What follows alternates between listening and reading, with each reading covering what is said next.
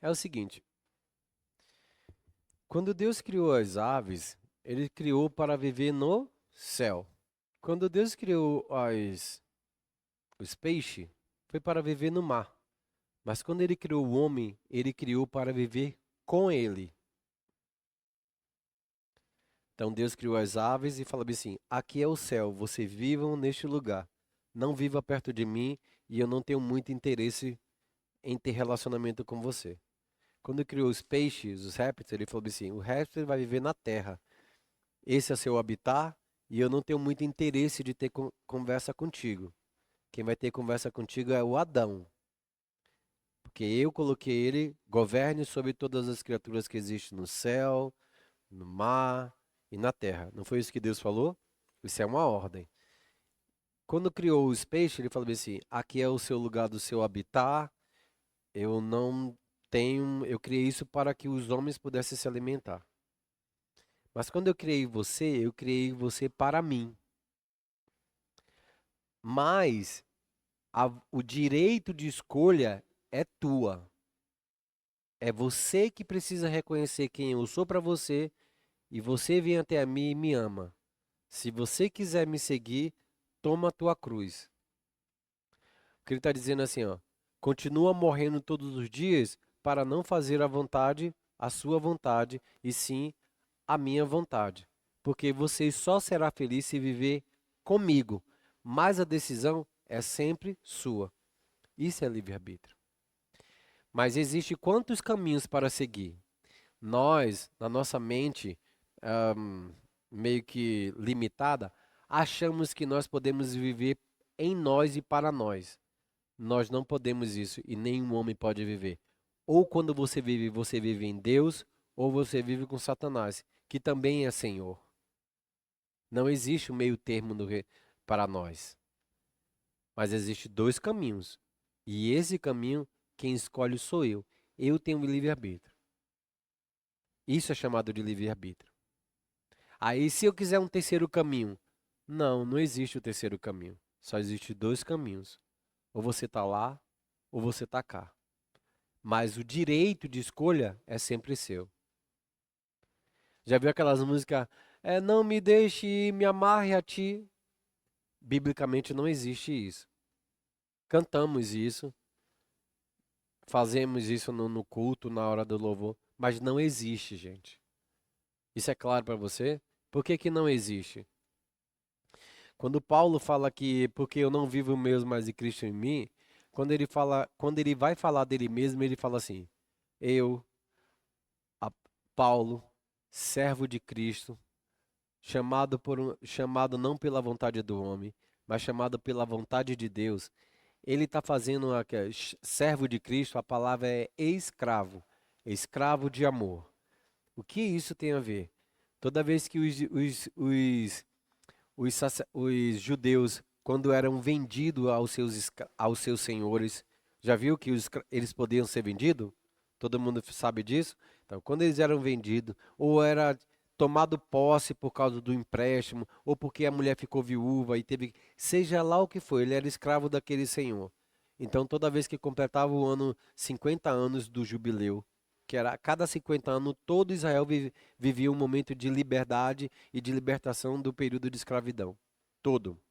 Então, quando eu, por exemplo, virei escravo daquele senhor, quando completasse 50 anos, ou se aquele ano viesse até aqui e eu entrasse no ano 47, só tinha 3 anos para servir como escravo, quando chegava no dia da escravidão, eu sabia que aquele senhor era muito bom para mim, que lá eu poderia construir a minha família, que lá era igual os feudos da Idade Média. Lembra quando a gente estuda feudalismo na Idade Média? O que era um feudo? Era um cercado onde tinha bastante gente, bastante famílias morando, todo mundo produzia seu alimento, dava a maior parte para o senhor do feudo e ficava com a menor parte.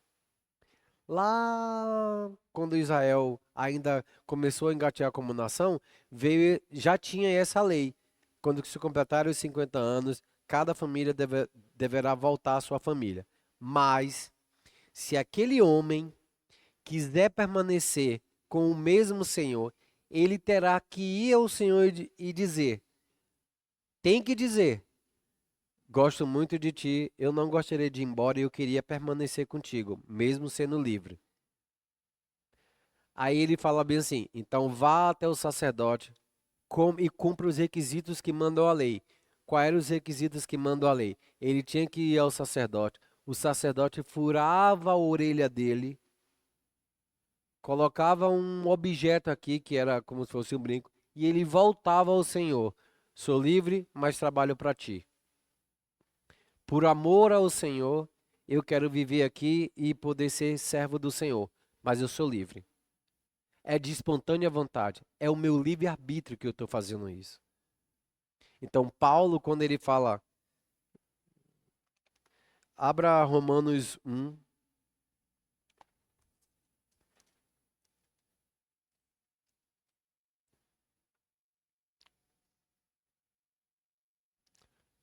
Romanos 1. Emanuel, joga Romanos 1, por gentileza. Oi? Não, ele foi tomar um cafezinho. Romanos 1, 1.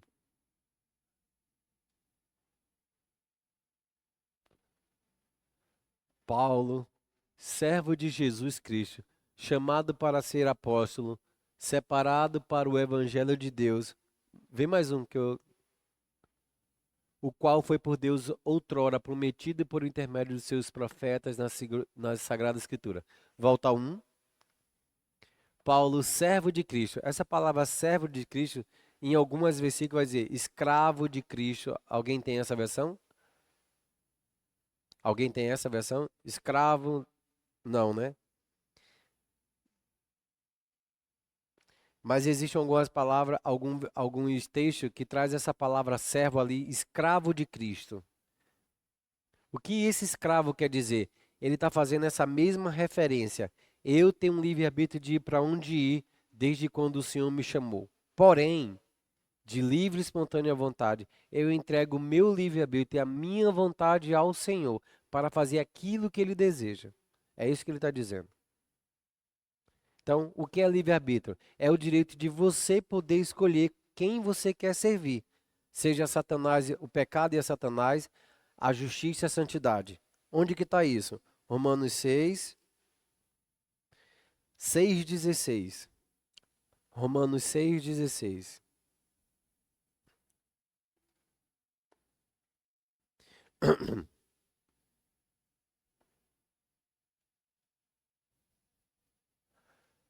Não sabeis, não sabei que daquela, não sabeis que daquele a quem vos ofereceis como servo para obediência, desse mesmo a quem obedeceis sois servos, seja do pecado para a morte ou para a obediência para a justiça. Eu acho muitas vezes, eu acho muitas vezes que vocês deveriam pegar uma Bíblia como essa, Bíblia Viva, porque ela traz um pouco da versão grega, ela faz uma tradução muito mais fiel ao que a Bíblia quer. Porque quando eu olho isso daqui, fica parecendo um português arcaico para mim. Ó, não sabeis que daquele a quem vos ofereceis como servo para obediência, ele está dizendo assim, ó, sabei vós que tudo aquilo que você fizer na sua vida, você vai ser sempre dois senhores para obedecer, ou duas escolhas para fazer. Ou você serve de obediente para o pecado, que vai te levar à morte, ou você vai servir a justiça, que vai te trazer santificação.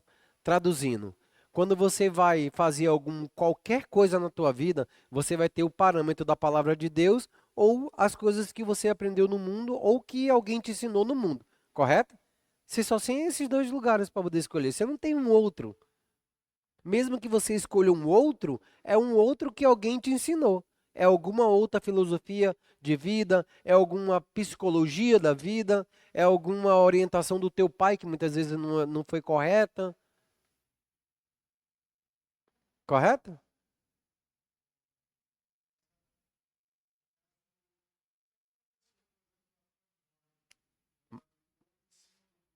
Sim.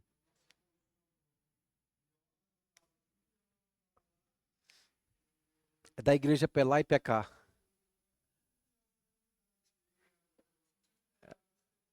ele vai vomitar você pro lado de lá.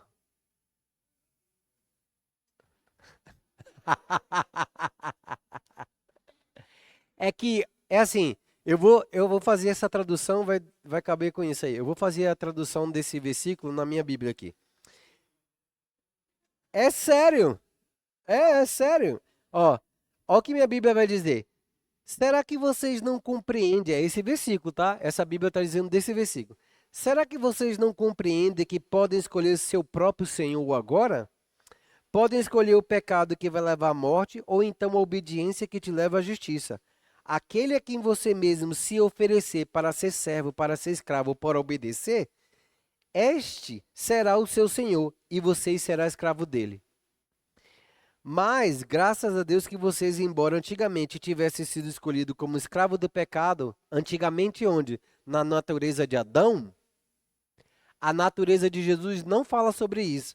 Ela vai dizer, porque agora obedece de todo o coração, de todo o teu espírito. Porque o coração é um órgão do corpo que faz com que ele viva. E quem é o órgão ou o ser que faz com que nós vivamos neste lugar? É o meu espírito. Porque quando tirar meu espírito, eu caio duro aqui. Toda vez que você vê a palavra coração, está falando do espírito, do teu espírito. Porque quem você é a essência. Quando a tradução daquela música Essência da Adoração, estou voltando à essência da adoração. A música é em inglês fala do heart, que é coração. Eu estou voltando ao coração, ou à parte principal de quem eu sou. É isso que aquela música está dizendo. Eu estou voltando para o meu espírito, para que ele possa ter contato com Deus, ou para que ele possa ter relacionamento de Deus. É para lá que eu estou voltando. Porque a essência ou o coração és tu, Senhor. Ou seja, quem é o, o cerne do meu ser é o Senhor. Tá claro a questão do livre-arbítrio? Temos livre-arbítrio? Temos. Ah, mas então quer dizer que se eu for para lá ou se eu for para cá, então não é livre-arbítrio. Deus te deu dois lugares para poder você escolher. Ele não te deu um. Por exemplo, o que seria um não livre-arbítrio? Se eu faço isso aqui, ó. Se eu toco aqui, vai aparecer uma imagem. Ele não tem como dizer não, não toque em mim ou não faça isso, eu não vou abrir a tela para você. Porque ele não tem controle sobre ele. Eu tenho controle sobre mim para escolher quem eu quero servir. Ou eu escolho servir a quem eu me oferecer para obedecer ou para me tornar servo, eu vou me só vou ter dois lugares. Ou eu obedeço ao pecado e o Satanás é o meu senhor, ou eu obedeço à justiça e me leva à obediência, à santificação.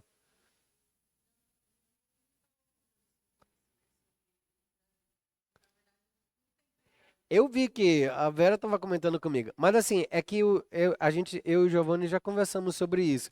A gente respeita a posição dele, não tem nada, mas assim, é aquela história.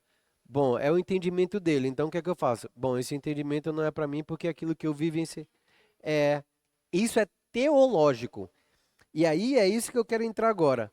A justificação em Cristo Jesus, ela não é teológica. Ela é um fato, porque Jesus morreu na cruz. Isso é um fato? Significa que você está vivo.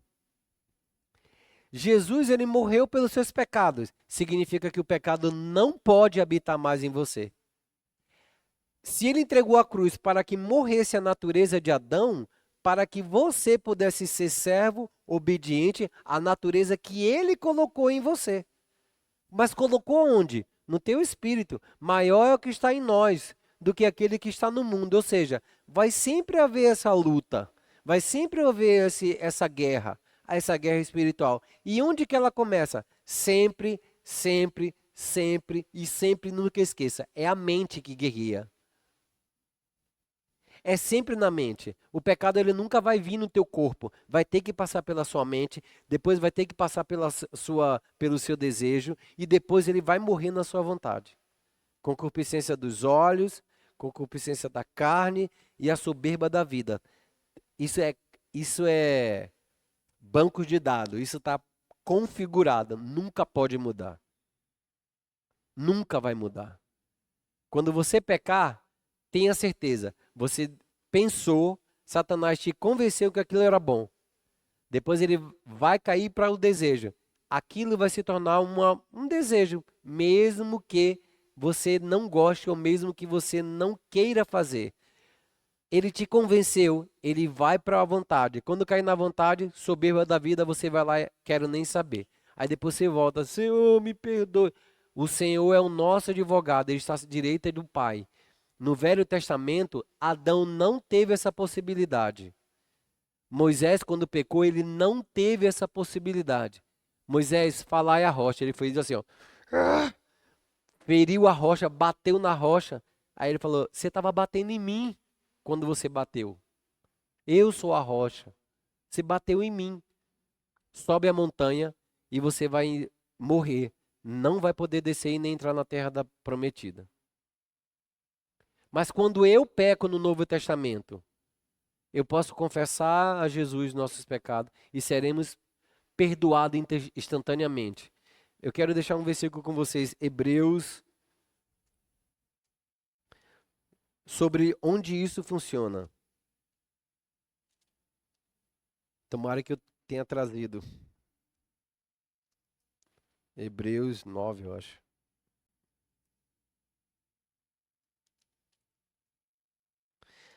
Hebreus 9, 14.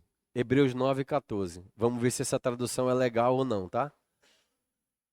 Tem aí a tradução N, nova tradução, alguma coisa. Vê o que é que tem? Outra Bíblia. Nova Vida. Vê se tem Nova Vida ou NHTL, alguma coisa assim. Isso. Essa é fera. Quanto mais ao sangue de Cristo, transformará as nossas vidas e os nossos corações. O sacrifício dele purificará nossa consciência dos atos que nos leva à morte e nos faz desejar, ou seja, nos faz ter desejo para seguir ao Deus vivente, pois com a ajuda do eterno Espírito Santo que habita em você, Cristo de bom grado entregou-se a Deus para morrer pelo a quem você era em Adão, pelos nossos pecados. De bom grado entregou-se a Deus. Entregou-se a quem? A Deus. Grava isso que eu vou voltar lá onde está esse versículo no Velho Testamento. Entregou-se a Deus para morrer pelos pecados de quem? Fala assim, o meu pecado. De novo, o meu pecado. Quando Satanás bater na tua porta para poder pedir que você faça aquilo, ou trazer uma mente, isso daqui deveria ser assim. Você pode confessar isso, porque ele sabe que você está ouvindo. E se você está pensando, é porque, outra coisa, só existe duas, depois que nós nos convertemos, só existe duas fontes do pensamento. Uma está em Cristo Jesus, porque nós recebemos a mente e a outra é o pensar do velho homem em Adão. Adão pensa diferente. Quando Deus criou Adão, ele falou assim: façamos o homem a minha imagem e a semelhança. Mas quando Adão pecou, todo mundo que nasceu com a imagem e a semelhança de Satanás. Porque ele nasceu no pecado. Deus não tem pecado. E Deus não habita no lugar onde tem pecado. É por isso que para sacrificar e poder viver em você, Jesus foi até a cruz e morreu pelaquilo que você tinha pecado. Então, quando ele morreu, aí Deus falou assim: opa, ressuscita o espírito e vai lá e habita no meu espírito. Maior é aquele que está em nós do que aquele que está no mundo. Tá. Vamos mais um aqui, ó. Então,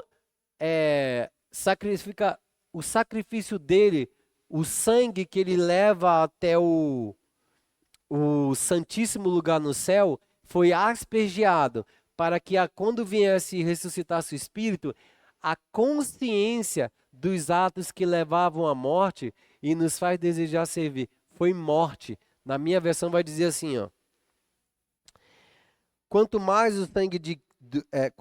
o sangue de Cristo transformará as nossas vidas e os nossos corações.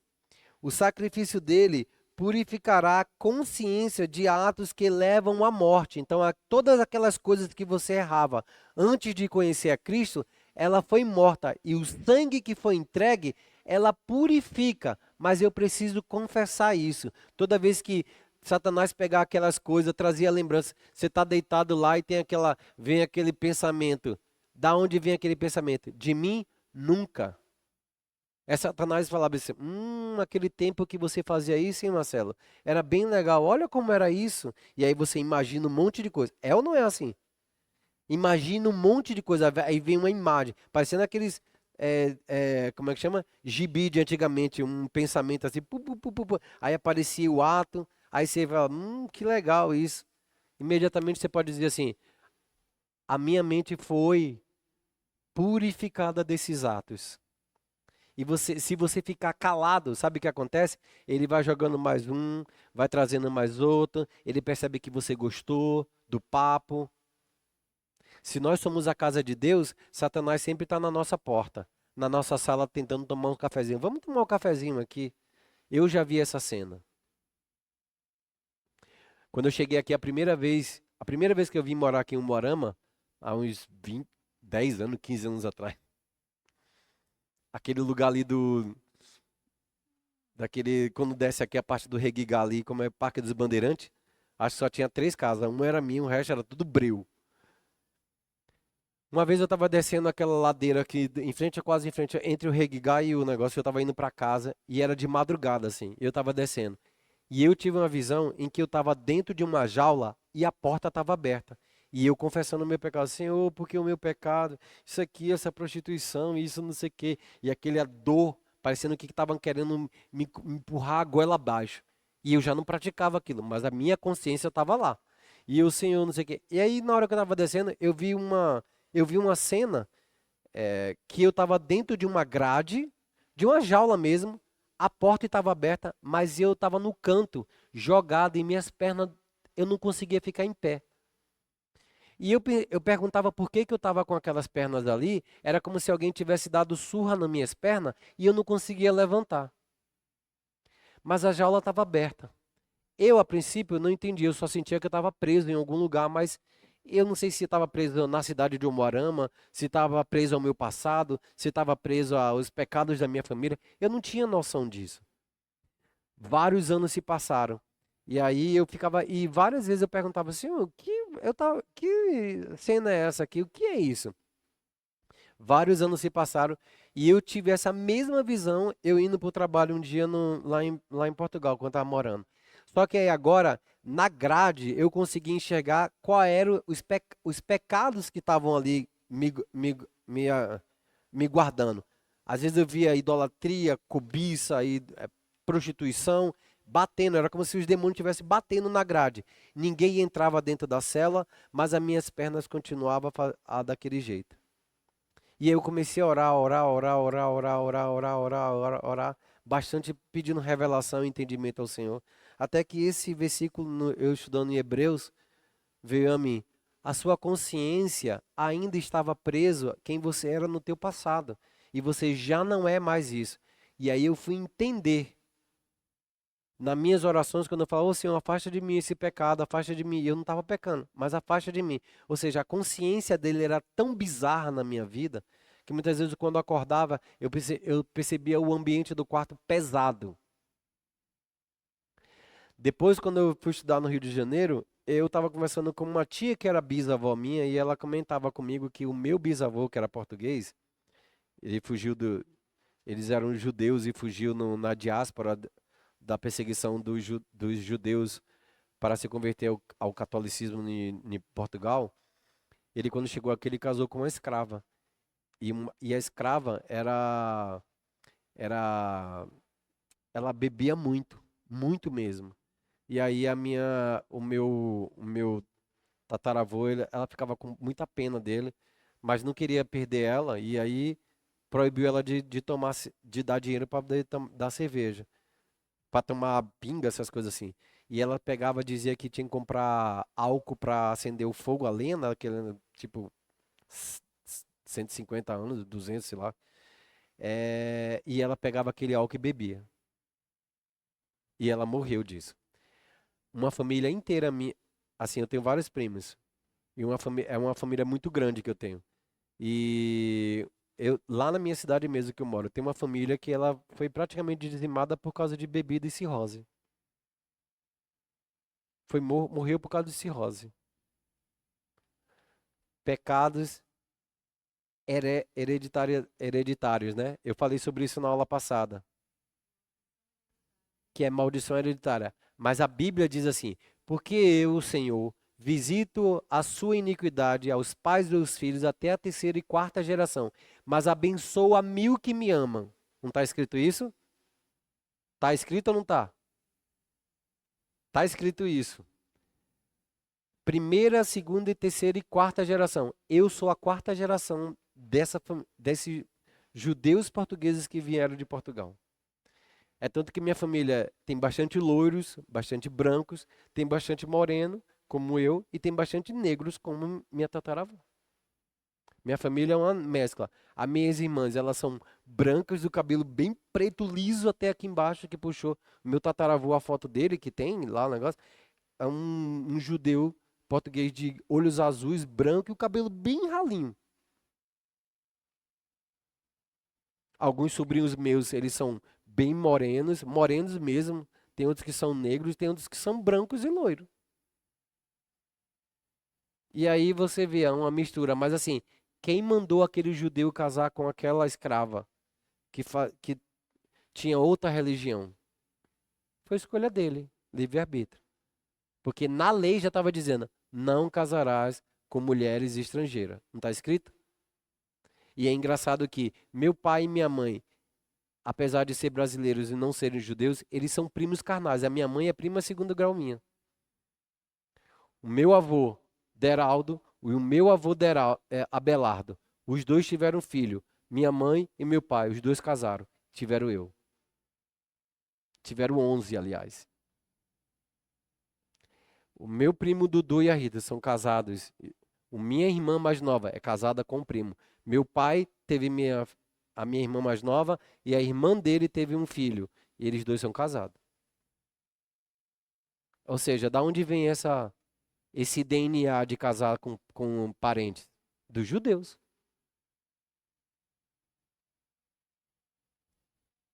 Então, o sangue de Jesus, ele nos purificará da consciência, dos atos que nos leva à morte. Então, eu preciso ter uma consciência que está no meu espírito de que eu não mais sou escravo do pecado. Que os pecados foram perdoados. Dois, que esse senso de indignidade, de pertencer à velha natureza, ela foi morta, ela foi aniquilada. Olha lá. Ah, deixa eu ver. Cristo de bom grado entregou-se a Deus. Abre Isaías 53.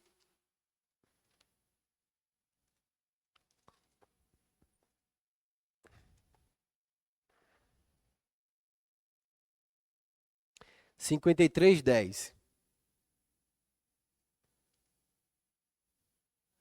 Apesar disso, o plano perfeito do Senhor exigia a sua morte. A morte de quem?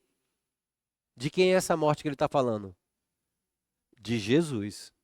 Então, apesar disso, o plano perfeito do Senhor exigia a sua morte e o seu sofrimento. Mas depois de dar a sua vida como oferta pelo pecado, de quem? Fala, é o meu pecado que foi feito.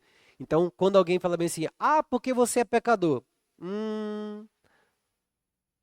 Talvez você seja pecador, porque o meu pecado foi levado na cruz do Calvário. E às vezes eu falho, às vezes eu erro, Marcelo. É porque esse entendimento ainda não está claro na tua vida. E a consciência e o espírito, e a consciência lá de Hebreus 9, 14, ainda não está muito formada. Então, assim, você ainda pode errar. Mas não por causa que Deus quer que você erre. Não porque você é pecador. Não. Se ele está dizendo que ele levou seu pecado, como é que você tem pecado? Edmilson, pega isso aqui. Isso aqui é meu pecado. Vem aqui, você é Jesus. Você pegou e levou. Aonde é que está o pecado? Está em mim? Eu estou segurando? A Bíblia vai dizer também que o Senhor não lembrará dos nossos pecados, porque Ele jogou, tá? Porque ele jogou no mar do esquecimento. Quando você perceber que seu pecado está batendo na porta, que seus erros estão batendo na porta, tenha certeza, não é o Senhor que está trazendo isso. Porque uma vez que você confessou, Ele naturalmente, Ele esquece dos seus pecados. Ele diz que não lembrareis mais dos vossos pecados e dos vossos delitos. Ele não lembra. Quem traz isso à nossa memória é Satanás. Ele fala bem assim: oi, Lari, tudo bem? Então, lembra daquelas coisas que a gente fala. E ele é tão sinistro que, assim, ele incentiva você a pecar. Mas na hora que você faz, o que é que ele faz? Senhor, a tua filha está pecando aqui, ó. Eu não sei se você já viu um meme de um cachorro que o cara tem um cachorro dentro de casa, aí tem uma mesa assim com comida, aí ele fica bem assim, ó, dando comida pro cachorro. Aí o cachorro todo ferido, daqui a pouco ele, ô mãe, olha, não sei quem tá comendo o cachorro. Começa a latir. Você já viu esse, né? Cara, é muito engraçado. Aquilo é Satanás. Ele te dá a oportunidade de você cria situações, faz um monte de coisa, cria outras situações. E aí, quando você erra, o que é que ele faz? Ele vai para o trono e diz assim: lembra aquele versículo de Apocalipse que o teu acusador acusa você dia e noite? Só que Jesus, quando ele olha para essa acusação, ele olha assim: olha, mas o sangue do meu filho purificou a vida de vocês. Amém? Olha lá, ó. Apesar disso, o plano perfeito do Senhor exigia a sua morte e o seu sofrimento, mas depois de dar a sua vida como oferta pelo pecado, ele verá a sua posteridade e terá vida longa, e a vontade do Senhor prosperará em sua mão. Aqui tem 3 pontos maravilhosos. Ele verá a sua posteridade. O que é posteridade? É aqui o que vem depois. É um filho que vem depois, correto? Ele está dizendo aqui que lá no Novo Testamento, quando ele executou a morte, já que você agora é nova criatura, é um filho de Deus, que a natureza de Deus habita em você, ele está vendo a posteridade do Filho atuando em você, do Espírito Santo atuando em você. Ele fica lá, fica feliz com você. Então, como é que eu vou fazer minhas orações se na minha mente está assim, será que eu sou digno? Será que Deus vai ouvir minha oração? Isso é Satanás que botou na sua mente. É a consciência que está chamada de fortalezas mentais. Como é que eu quebro as fortalezas mentais? Através da palavra. Mas o Senhor me ama porque Ele entregou o seu Filho, então eu posso chegar na presença do Pai. Eu tenho livre acesso. Achegai-vos à graça, ao trono da graça, para receber favor imerecido, para que vocês possam receber isso, para que vocês possam ser ouvidos as suas petições, para que você... Se eu não confessar isso, Satanás fica lá parado. Mas se eu resistir a ele, ele faz o quê? Foge de mim. Jesus, quando ele entrou na terra, que ele foi e saiu do deserto, a Bíblia vai dizer que ele entrou no deserto na unção do Espírito, mas quando ele saiu no poder do Espírito. Nós estamos vivendo na unção do Espírito. Quando nós começarmos a morrer, confessar que Jesus, porque Jesus estava no deserto e também ele estava confessando. Satanás, ô Senhor, ô Jesus, você é o Filho de Deus, transforma essa pedra. Eu estou confessando, nem só de pão viverá o homem. Ah, Jesus, faz isso. Não tentarás. O próprio Jesus ensinou a confessar e resistir ao diabo. E ele fez o quê? Fugiu. Na terceira tentação, que é justamente toda vez que toda vez que você erra em algum lugar, o Senhor sempre vai te levar àquele lugar. Adão vivia no Éden, correto? Adão. Éden. O que é que tinha no Éden? Muita comida, fartura, árvore para dar alimento, tinha animais. Ele ainda não comia, ele era vegetariano. Não tinha churrasco, tá? Infelizmente. Ok? Você percebeu que aqui tinha tudo que Adão precisava comer? Tudo que Adão precisava para viver tinha no Éden. Tinha ou não? Água. Adão vai e erra. Que é que vem? Jesus. A Bíblia vai falar que ele é o novo Adão, correto? Não fala isso? Em Romanos vai falar sobre isso. Deixa eu ver se eu encontro o texto para poder ser bíblico.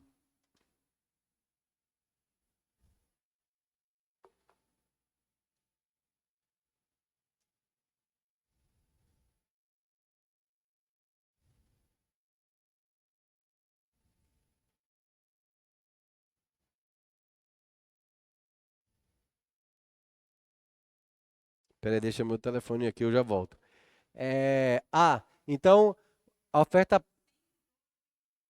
boa, minha escriba aqui, ó. Romanos 5, 12 e 21. Peraí, rapaz.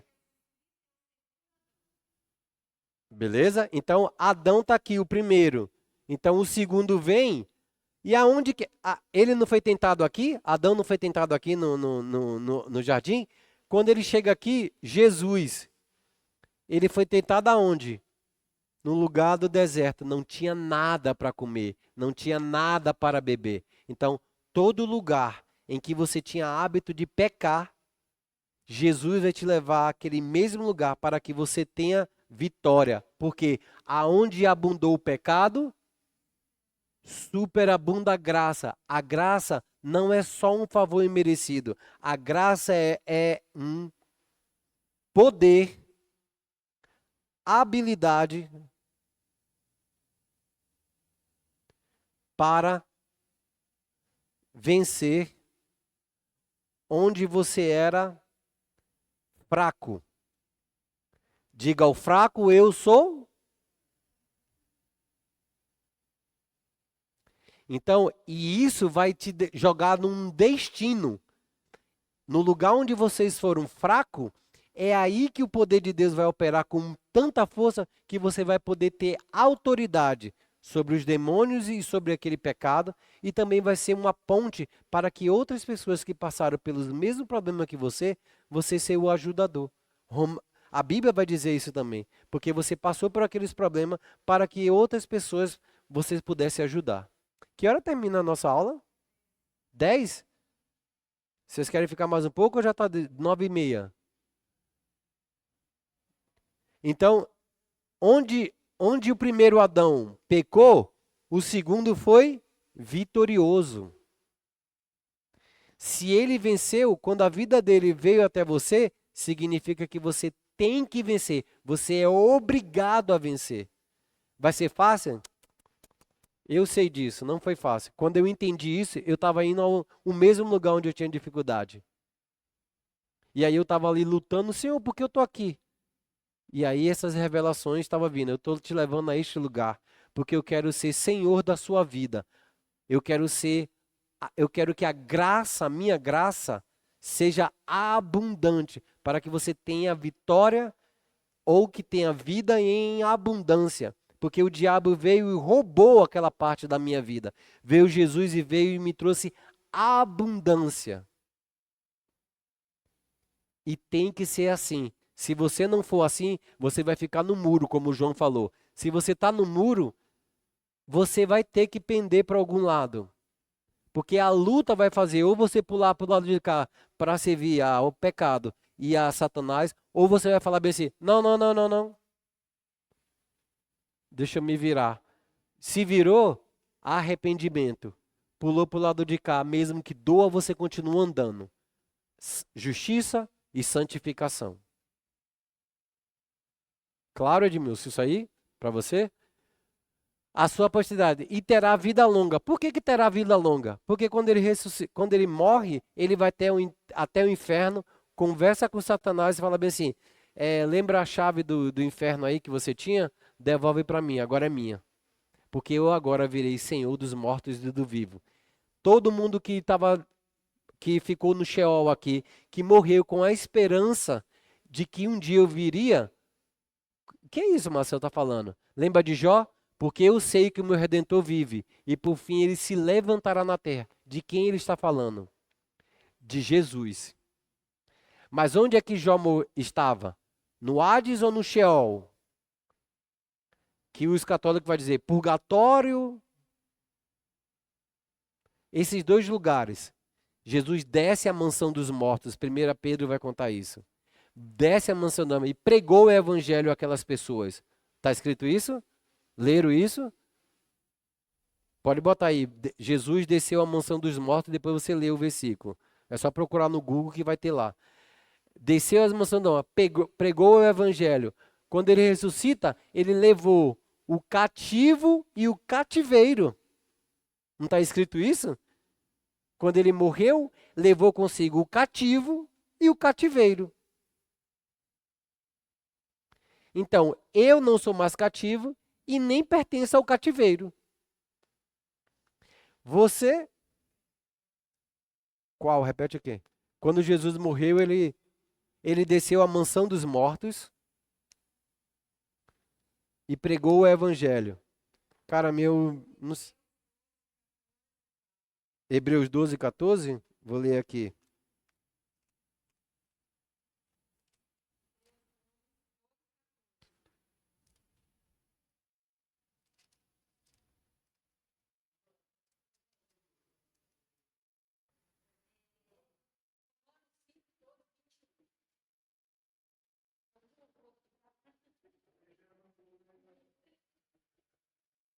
Ora, aqui ó. E ainda outra vez, vejam aqui, estou com os filhos que Deus me deu. Visto que nós, os filhos, somos seres humanos feitos de carne e sangue, ele se tornou carne e sangue também pelo nascimento.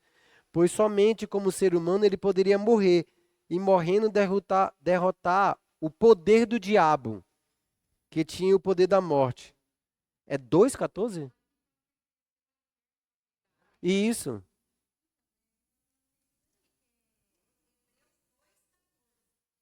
2,14. Não, não é esse. Não, mas ele está dizendo que ele desceu para derrotar. Ele fez isso.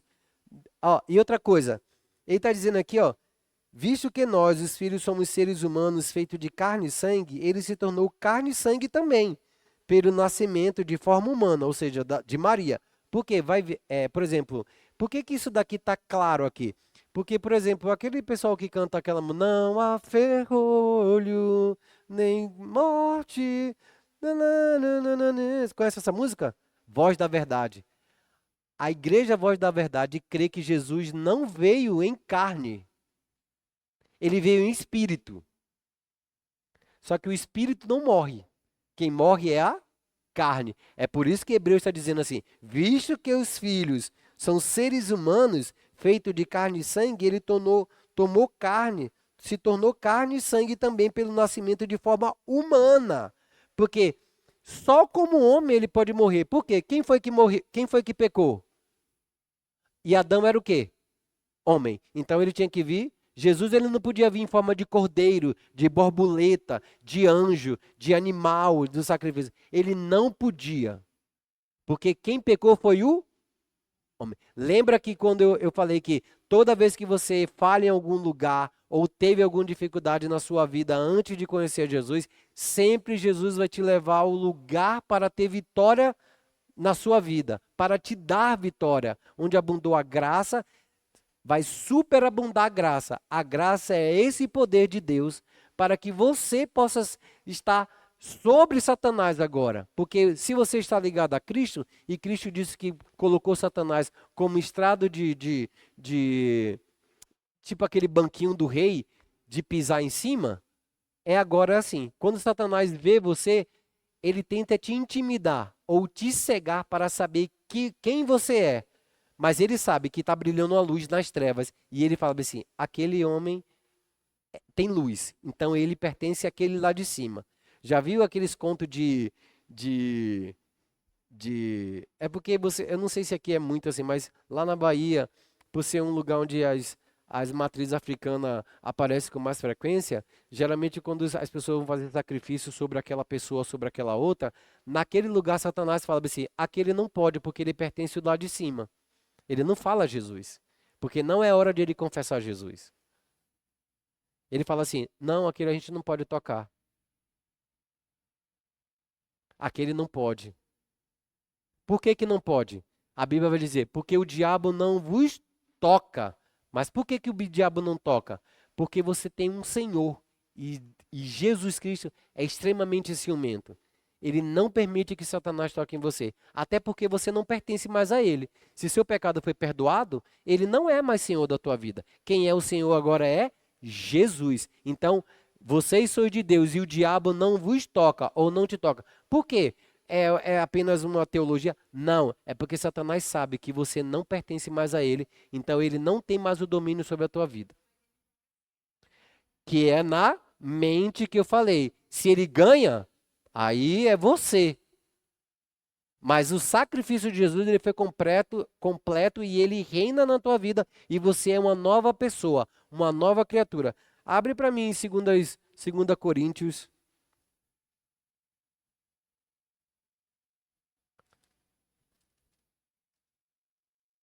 Peraí.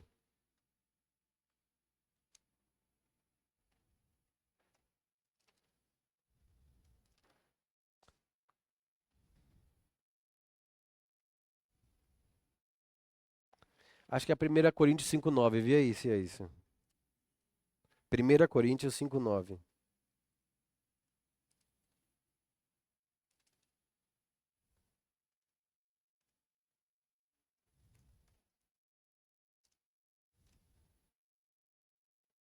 Desculpa, é 2 Coríntios mesmo. 2 Coríntios 5.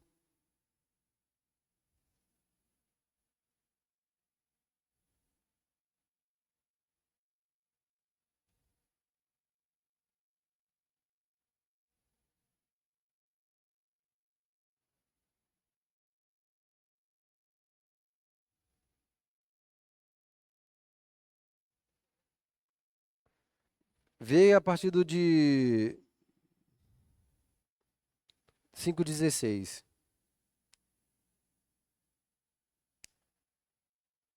Vê o 15. 15 é melhor. 15. 2 Coríntios 2:15. Ele morreu por todos para que todos quanto vivem, tendo recebido, você recebeu a vida dele? Claro, vocês confessaram a Jesus como Salvador. Receberam a vida eterna. Então, existe uma vida eterna aí morando em você. E ela está vivendo onde? No espírito. Mas ela precisa vir para a alma, para a parte de mudança de mente. Transformai-vos, pois, pela renovação da vossa mente. A vida eterna possam viver não mais para si mesmo, mas para agradar a si mesmo, mas para viver não mais para si mesmo, para agradar-se a si mesmo, mas para aquele que morreu e novamente ressuscitou por ele. Mais um. Portanto, deixem de ficar avaliando os servos de Cristo pelo que o mundo pensa a respeito dele, ou por aquilo que aparentam ser exteriormente. Aqui ele está falando especificamente do julgamento. Aí vem um pastor, prega, não sei o que, a gente julga. Existem duas palavras para julgamento aí. Esse julgar é colocar adjetivos se aquela pessoa é boa ou ruim.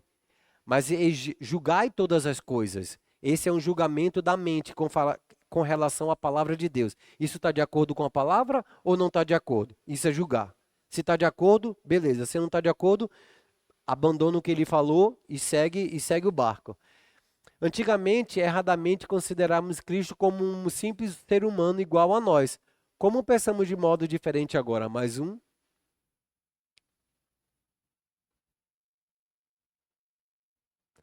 Mais um, Emanuel. Quando alguém está em Cristo, fala aí para mim.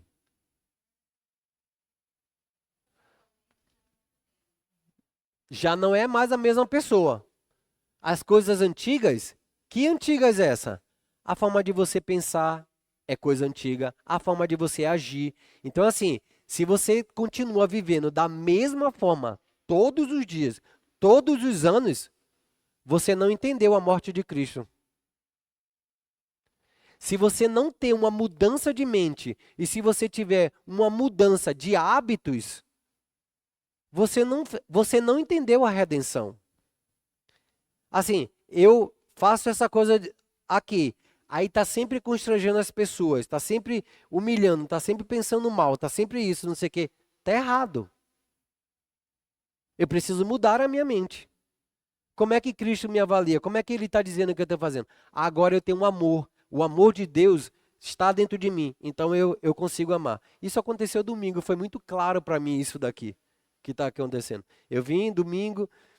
cheio de luta aqui para poder estar ministrando louvor, e cheio de situações que eu foi me apresentado, e quando eu vinha subindo a minha mente sendo atacada, eu falei assim, nossa, quando aquela pessoa chegar, você vai ver como é que ela vai te tratar, não sei o que, não sei o que.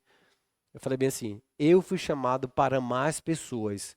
E eu comecei a confessar, vim subindo, eu falei, eu fui chamado para amar as pessoas. Se o outro não me ama, é problema de quem? Do outro. Eu tenho que fazer isso. E amar não é ficar, ai, não, não, não, não. É fazer aquilo que tem que fazer. Pois eu vim, fiz aquilo que tinha que fazer, honrei ao Senhor, obedeci à sua justiça, fui para casa, comentei com o Gil sobre essa situação, e ele falou, nossa, cara, eu não imaginava que aconteceria isso. E no meio de nós, pessoas com ciúme, pessoas com briguinha, com partidarismo, aqui é meu grupo, aqui não é.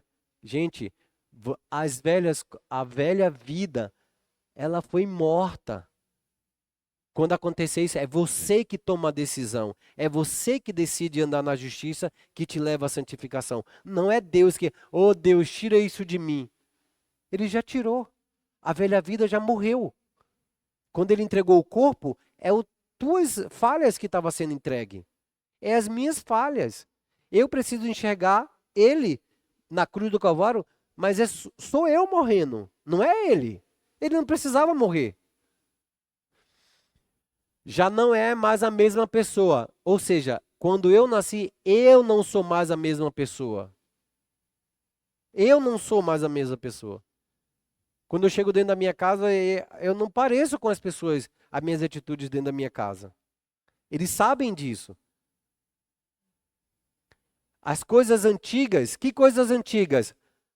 O homem da derrota de Adão, o homem da desobediência de Adão, o homem do conflito já também morreu. O homem que na hora que Eva chegou e falou bem assim, então eu comi, esse é o fruto da árvore que Deus falou que não deveria comer, o que é que Adão fez? Submeteu a mulher.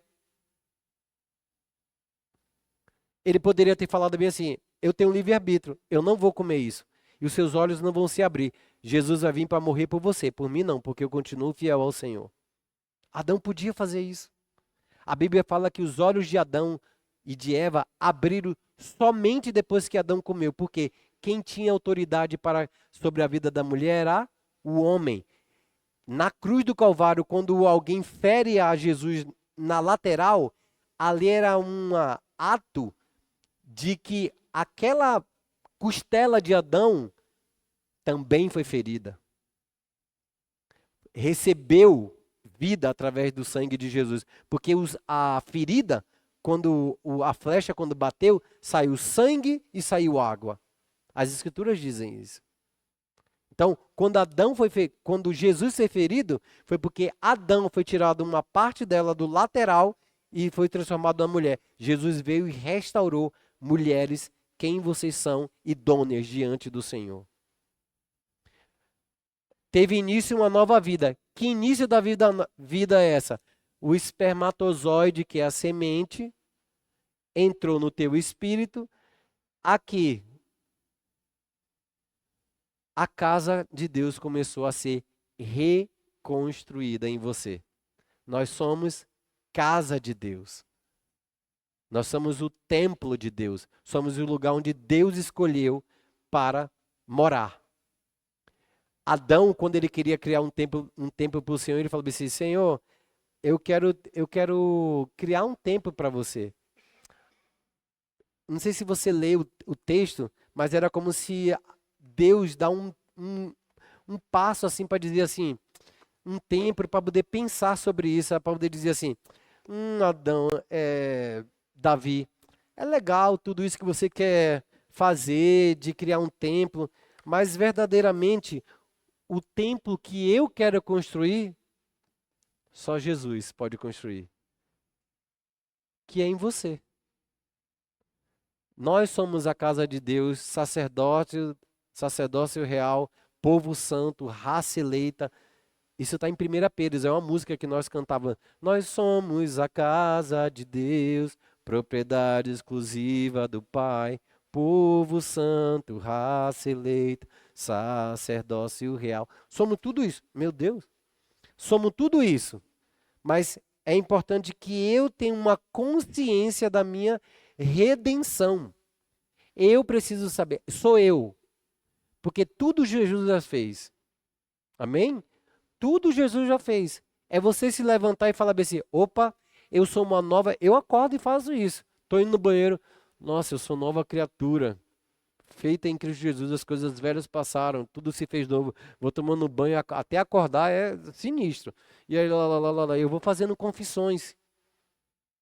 Quando eu vou fazendo confissões, quem deveria estar atazanando a minha vida já não está mais. Quando os problemas acontecem, eu confesso aquilo que a Bíblia diz. Se falta dinheiro, eu confesso que a riqueza vem sobre a minha vida, porque Jesus se fez pobre para me trazer riqueza, tanto materiais como espirituais. Ah, Marcelo, mas aonde que vem o dinheiro? Eu não sei, eu quero que o dinheiro chegue até a minha vida confessando e crendo, porque a Bíblia vai falar que a fé é a certeza das coisas mas que elas existem. Eu não vejo, mas eu sei que ela existe. Tomam isso para a vida de vocês. A fé é a certeza das coisas que não se veem, mas elas existem. Mas elas existem. Porque quando Jesus morreu, ele se fez pobre para nos tornar rico. Ele veio ao mundo em carne para poder trazer a justificação. Ele fez isso, ele se tornou o Cordeiro de Deus para remover os meus pecados. Como que você poderia viver uma vida plena agora se não fosse isso? E a vida plena tem que ser aqui, na eternidade é outra história. É outro momento. Já viu aquelas pessoas que pegam sobre escatologia? Ah, porque vai acontecer isso daqui a pouco? Lá, lá, lá. Cara, não vale a pena. Não vale a pena. É melhor você começar a viver hoje, trabalhando com você hoje, pensando sobre o que Jesus fez hoje, mudando suas atitudes. Você entende que determinadas atitudes não é legal dentro da sua família, não é interessante dentro da sua família, muda, porque você pode mudar. Só você pode mudar. E como? Confessando quem você é em Cristo. Eu não vou fazer isso porque eu sei que minha vida velha, ela ficou na cruz do Calvário. Ela não faz mais parte da minha vida. Amém? Vamos ficar de pé. Espero que essa palavra tenha abençoado a sua vida como tem transformado a minha vida.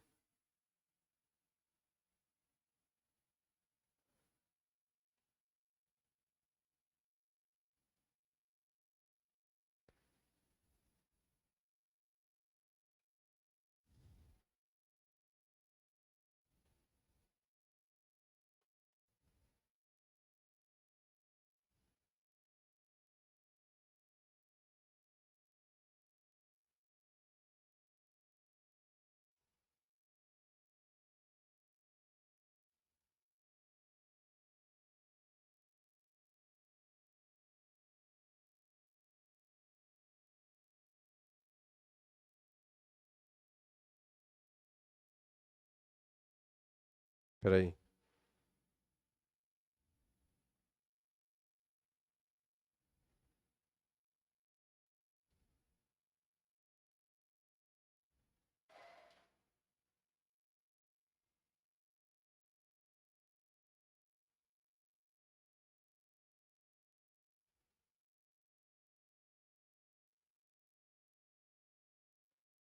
Ele vai apontar para Hebreus 2,14 mesmo, que Deus desce a mansão dos mortos. É. Amém? Pai, em nome de Jesus, obrigado pela sua palavra que traz vida, que preenche os lugares vazios da nossa vida, que preenche os lugares pela quais nós tínhamos dificuldades quando vivia sobre o poder do diabo e Satanás, o poder da vida, do pecado de Adão. Graças a Deus por ti, Jesus Cristo, que removeu a nossa culpa, removeu os nossos pecados e estabeleceu a vida do Senhor operando em nós, através da sua boa semente, através da sua palavra. Graças a Deus por ti, Jesus. Obrigado, Deus. Obrigado, Espírito Santo de Deus, que tem nos conduzido a isso. Pai, em nome de Jesus, eu oro por se existir alguém enfermo aqui, que essa enfermidade saia do corpo deles em nome de Jesus, porque o Senhor levou e pagou um preço na cruz do Calvário. Que o nosso espírito comece a vibrar diante do Senhor, que a nossa alma comece a receber transformação, que o nosso corpo receba cura, em nome de Jesus, aquelas pessoas que estejam debilitadas em alguma coisa no nosso corpo, que o teu poder invada agora, Senhor, que o seu poder, Senhor, nos abrace, que nos proteja, que nos cubra, agora fazendo um milagre da palavra, da sua palavra. Abençoa a volta dos nossos lares. Abençoe que saímos daqui pessoa extremamente transformada, Senhor, como às vezes diz a sua escritura, que somos novas criaturas, nova criação em Jesus Cristo. Tudo se fez novo. As coisas velhas passaram. O nosso modo de nos comportar ficou na cruz do Calvário, não ficou em nós. Quem mora agora é o fruto do Espírito em nós, trazendo bondade, longanimidade, perdão, Senhor, tudo aquilo que o Espírito é em nossas vidas. Desde já nós te agradecemos, obrigado por esse momento de compartilhar a boa semente, a palavra, e que o coração dessas pessoas, dos teus filhos, seja um coração, Senhor, uma boa terra, que vai produzir frutos a 30, 60 e a 100 por um, para a glória do teu nome, porque todas as coisas glorificamos ao Senhor. Foi o Senhor que morreu, é o Senhor que recebe glória, foi o Senhor que nos instruiu, é o Senhor que recebe todas as honras, é o Senhor que é Deus nas nossas vidas. Nós não temos nenhum outro Deus a não ser o Senhor Jesus Cristo. E aquele momento que nós encontramos em dificuldades, que o Senhor seja o nosso escape, que o Senhor nos direcione, que a boa palavra e a boa semente que habita em nós, porque maior é aquilo que está no mundo, possa nos direcionar, possa nos conduzir, possa nos guiar para a glória de Deus, daqui na terra até a eternidade, em nome de Jesus, amém. Estão liberados.